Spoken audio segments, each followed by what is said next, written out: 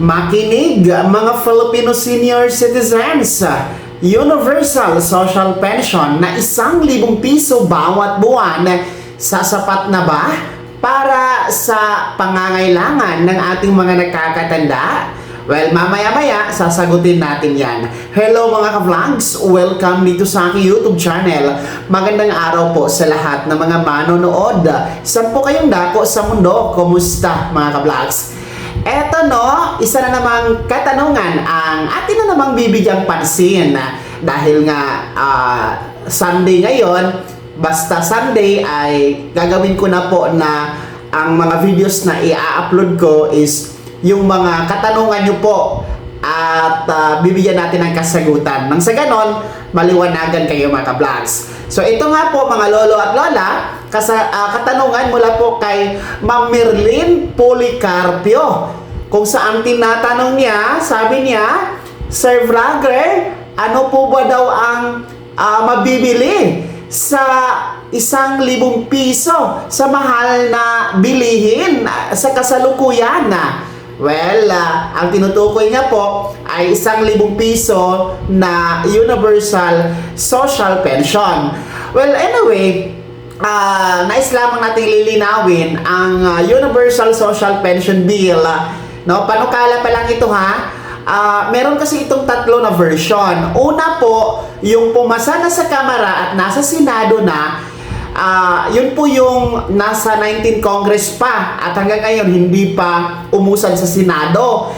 Yun talaga yung 500 pesos originally, no? 500 pesos. Kaso lang, tumagal nga po siya sa Senado, no? Ilang taon po siya tumagal dyan. At ngayon, nasa 20th Congress na tayo. Kaya noong last December, bago po nagtapos ang 2025, nag-file po ng substitute bill ang United Senior Citizen Party List, pati po ang Senior Citizen Party List dyan sa Kamara, no? Sa representasyon ni Milagros Aquino Magsaysay ng United Senior Citizen Party List at ni Representative Ompong Ordanes ng Senior Citizen Party List. So ang substitute bill na yan ay tinaasan, no? Yung 500 pesos na original, tinaasan sa 1,000 piso na buwan ng pensyon para sa Universal Social Pension Bill. Magandang balita dahil pumasa naman po yan, no? Sa House Committee Panel ng Kamara, no? Bago po nagtapos ang 2025 at sa ngayon ay inaantay pa po natin ang pag-usad dyan sa Kamara kasi meron pang first, second, and third and final reading para yan papasa sa Kamara at dadako sa Senado. So, 1,000 pesos.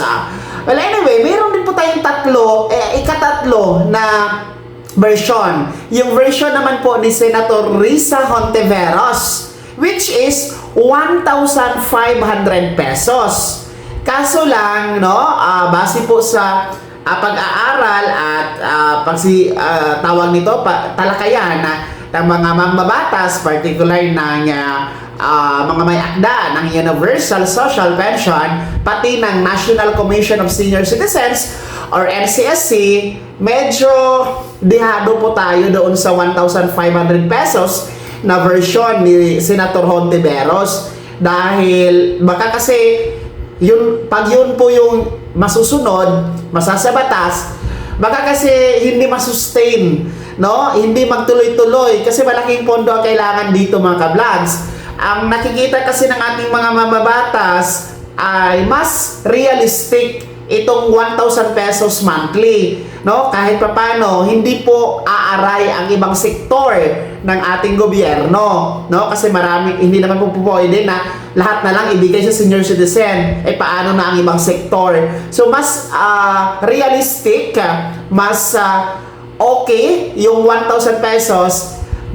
Kahit 1,000 lang yan monthly, kahit papano tuloy-tuloy, no? Kasi nga mapopondohan, no? Kasi hindi masyadong malaki ang pondo na kailangan, unlike doon sa 1.5 na version ni Senator Hontiveros. So sa katanungan o sa komento ni Ma'am Merlin, no, na ano ba ano ba daw ang magagawa o mabibili ng 1,000 piso sa ngayon? Well, totoo naman no, kasi sa mahal ng bilihin, lalong-lalo pa pag gamot ang pinag-uusapan. Ang mahal ng gamot dito sa Pilipinas at walang libre. May libre man, pero pipila ka.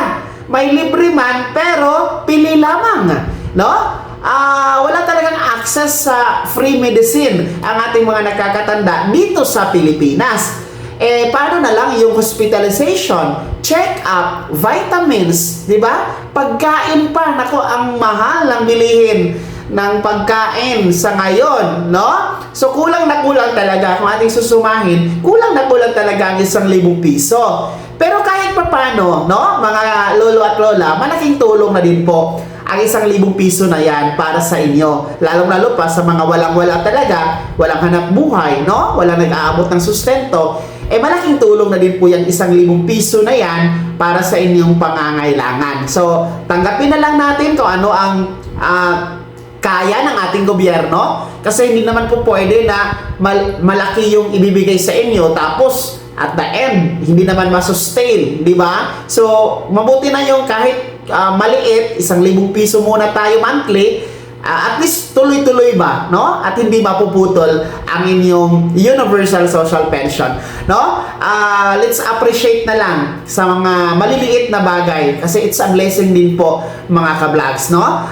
Hindi naman po mayaman ang Pilipinas para ibigay talaga ang malaking halaga para sa ating mga nakakatanda. So, uulitin ko, ang Universal Social Pension Bill pa lamang, panukala pa lamang, nasa Senado at nasa Kamara pa ito, mga lolo at lola. Antayin natin na magiging batas ito, no, bago magtapos itong 20th Congress. Kaya naman maraming salamat, Ma'am Merlin, no, sa iyong komento regarding sa topiko natin sa video na ito. Shoutout po sa iyo, saan man po kayong dako, no, saan man kayong lugar, no, mag-ingat po kayo. Kayo din mga ka-vlogs, pwede kayong magpaabot ng mga katanungan sa comment section na nasa baba. Pakilaki pa din po ha ang inyong buong pangalan at kung taga saan kayo para mabigyan nating pansin sa susunod na episode natin, mga ka-vlogs. Kung bago ka pa lang sa aking channel o di ka pa nakasubscribe, i-click nyo muna ang subscribe button na nasa baba. Huwag kalimutan na pindutin ang notification bell.